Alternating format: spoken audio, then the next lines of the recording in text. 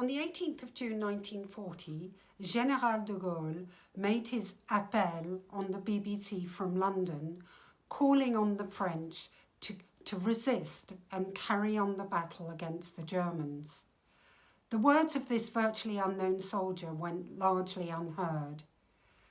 The French people, civilians and soldiers alike, were struggling to make sense of the disaster they found themselves in. The German offensive commenced on the 10th of May 1940, bringing the phony war, that drôle de guerre, to an abrupt end. The Allies, the British and French armies, were unable to stop the relentless advance of the German army. They marched first through the Netherlands, Luxembourg and into Belgium, and then made their way across the French frontier into northern France, reaching Paris on the 14th of June 1940. Terrified civilians fled the battle zones, bringing stories of bombing and disaster with them. The flood of refugees arrived on French territory and were moved along to Paris, and soon were followed by people from the northern département as well.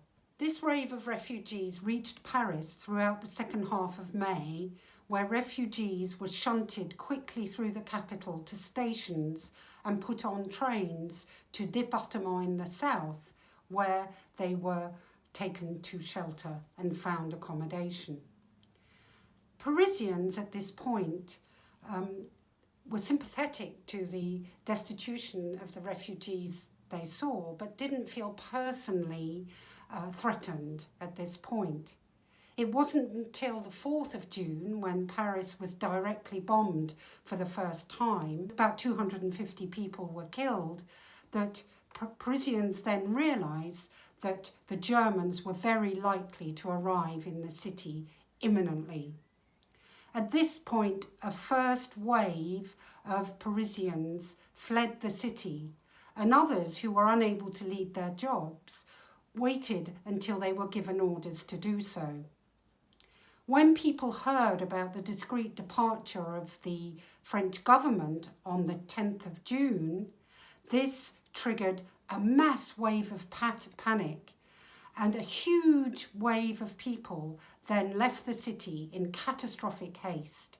People flooded the stations and they took to the roads leading out of the city, leading to the south, by whatever means they could, by car, on bicycles, or even on foot.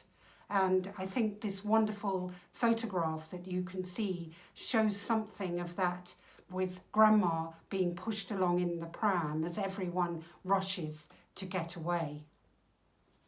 The Germans arrived in the capital some 4 days later. It was deserted. Around 2/3 of the residents, that is about 2 million people, had left. This huge civilian displacement soon became known as the Exodus, giving a sense of the biblical proportions that people felt it represented for those who experienced it.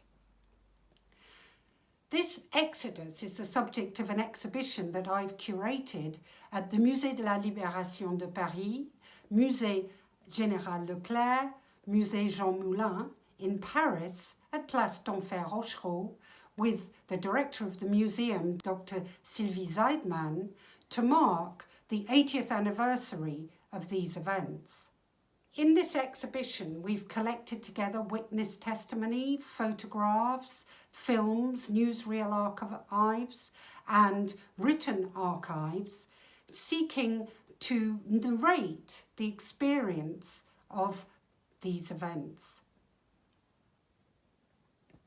Why had people left their homes in such large numbers, often running away without really knowing at all where they were going to end up? The French government had prepared the population for the possibility of bombardment. Some passive defence measures had been introduced, monuments had been protected, and gas masks had been distributed in the event of bombing, and you can see on this poster how it was being explained to people how to put on their face masks and so on. So people did expect bombardment, but nobody had prepared them for the possibility of invasion.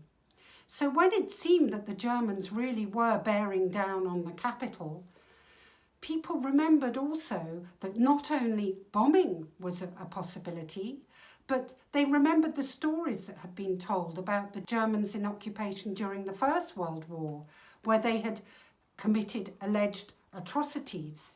So flight seemed the most reasonable option in order to protect the women who might be raped and the hands of the children that people had said the Germans had threatened to cut off.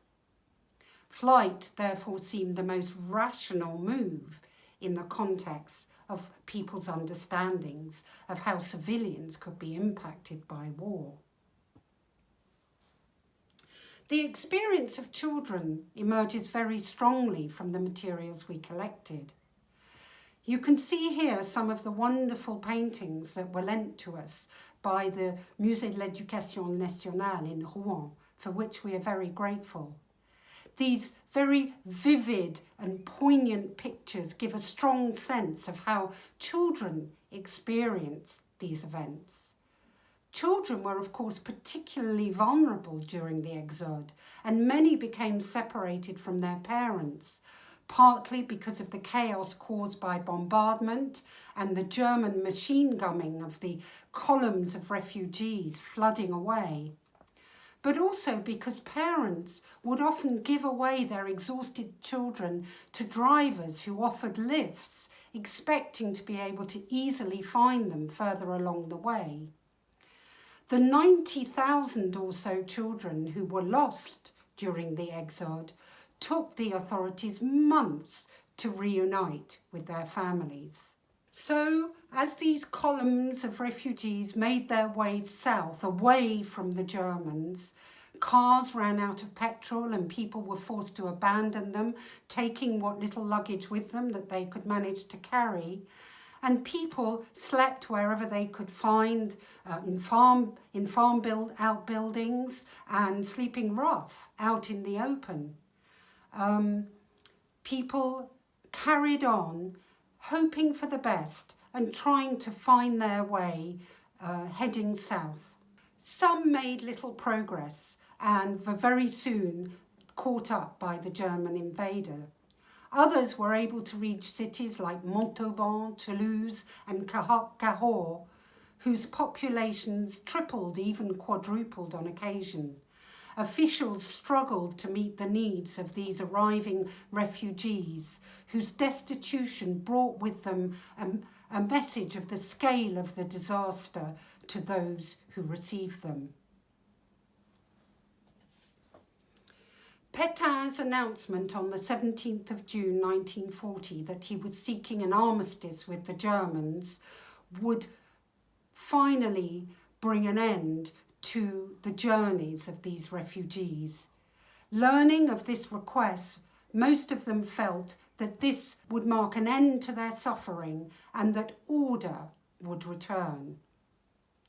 When the armistice came into effect on the 25th of June, the Germans took occupation of the northern territories, the zone occupée, and Pétain's government established out of Vichy in the southern zone. One of its first tasks was to organise the repatriation of this huge mass of displaced population. Not all the refugees were able or willing to return to their homes, but by the autumn, the vast majority of these people who'd been displaced did return home, although they found their lives very much changed by the German occupation. So, 80 years on, what remains of this exodus? The experience of the Exode have been very much omitted from the historical record, which was one of the main reasons we were so keen to put on this exhibition. The experience of the occupation was no doubt one of the main reasons for this, and in the post-war period, stories of the heroism of resistance were much easier stories to tell. However, these experiences of exode were carried on in family memory. Many visitors to the exhibition have told us how what they saw there echoed the stories that they'd heard from parents and grandparents. Many of them also told us that they would be keen to come again and bring their own children and grandchildren to see what had happened, very anxious that these experiences that had touched their life should be passed on to future generations. Thank you.